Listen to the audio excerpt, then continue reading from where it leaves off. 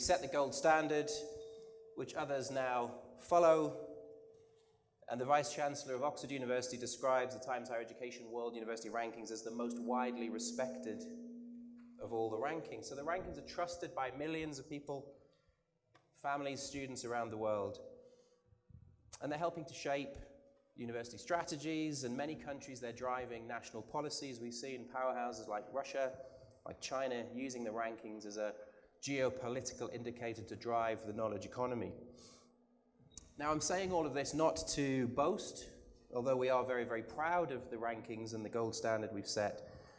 But I'm saying this because I think the time is right to challenge the very notion of a world-class university.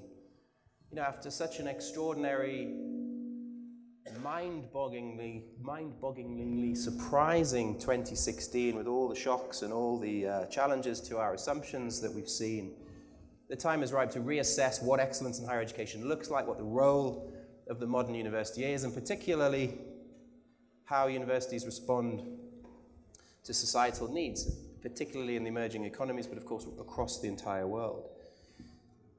And as it has been for the last 5 decades, Times Higher Education wants to remain at the forefront of this debate, of these conversations, hand in hand with the university leaders and the academics that we serve, with our data, with our analysis, with our journalism, and of course with the wonderful gatherings like this one under our World Summit series. So we're absolutely thrilled that Ihron and our great friends from the University of Johannesburg have been able to bring together for this summit an outstanding group of thought leaders from all across the continent. And, you know, I'm personally absolutely thrilled that we have one of Africa's giants, Nobel Prize winner, Professor Soyinka, with us this morning for the keynote address. So we have a lot of questions to address over the next 2 days. Extraordinarily powerful issues to get to grips with. Should university excellence look the same in the global north as it does in the global south? Should we measure excellence in the same way globally? Should emerging economies care about rankings and the global competition? My answer, for the record, is a resounding yes, but it's a matter for debate. How do rankings, how do data providers adapt and reflect the exciting, wonderful, dynamic change taking place in emerging economies? At Times Higher Education, we've been investing very heavily in our data and our analytics teams, working hard on expanding the range of metrics and the range of rankings we're able to produce. We're particularly proud of an entirely new set of metrics developed by my colleague Duncan Ross and his team, focused entirely on education, not on research, looking at student success, not prestige. So we're keen to evolve this work and work in partnership with universities to build new and different ways of looking at the world alongside the traditional gold standard research rankings. We're also looking at mission-specific rankings to reflect the glorious diversity of our universities. More questions for the summit. What do students want? What do students need from a 21st century education? Where does online learning fit in when we're looking at the massification of higher education globally? How do emerging and advanced economies work together on equal terms to mutual benefit? How do we build the most appropriate, the most powerful global networks? All of this is in play at this summit. We have a huge amount of material to get through, some wonderful speakers, some wonderful sessions, and a fantastic delegation of international leaders across the world. So I'm absolutely thrilled to welcome you all to this great event and to get the conversations underway and to start this process of reimagining the world-class university. And without further ado, I'd like to hand over to Ihron Rensburg, the president of the University of Johannesburg, to get the next session underway. Thank you very much. As we welcome you to Johannesburg, one of our most populous languages is isiZulu. And so when we greet you in isiZulu, we say, Sanibonani to the collective. And to the individual, we say, sawubona. So I'm saying, sanibonani. And what that means, in effect, is that it is far more than saying hello and good morning. It is recognizing you in your totality. It says, I see you. I see you because I know that my journey will be enriched by journeying with you. That my humanity is wrapped up in your humanity.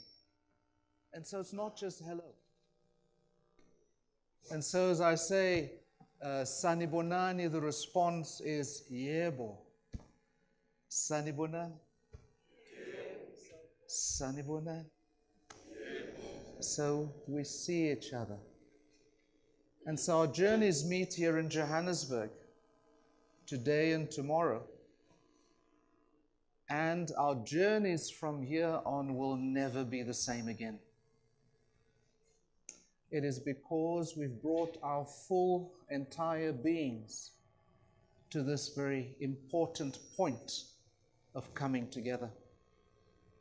And so we extend a warm Johannesburg welcome, a warm African welcome to this gathering of great minds that you are, that will challenge us, that will help us explore the difficult and challenging issue of the place, the space, the role, the response of the modern world-class university. In particular, we wish to reimagine the world-class university as we enter the middle part of the 21st century, towards the end of the 21st century.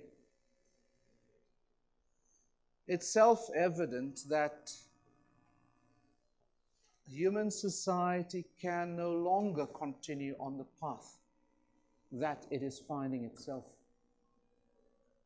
It is self-evident that alienation is deepening in human society. It is self-evident that poverty is widening, notwithstanding the gains in the last 3 centuries. Poverty is widening. Youth unemployment is the greatest challenge of the 21st century. Here in South Africa, as in many emerging economies, youth unemployment is 60%. Here in South Africa, as in many emerging economies, I shared yesterday, if you're a black young woman who finishes high school and you don't go to university or college or any form of training, and you don't get a job within 2 years, you will never get a job, and you will live on piece jobs for the rest of your life. It cannot be the case that 40% of our population, speaking of South Africa in particular, come the 20th of the month, there is no food to eat.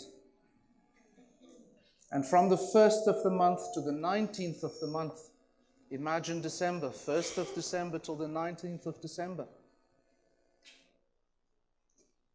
Mothers go to shops not to buy chicken, but to buy fat and skin to cook for their children. Together with cheap rice, that is the meal for the next 19 days.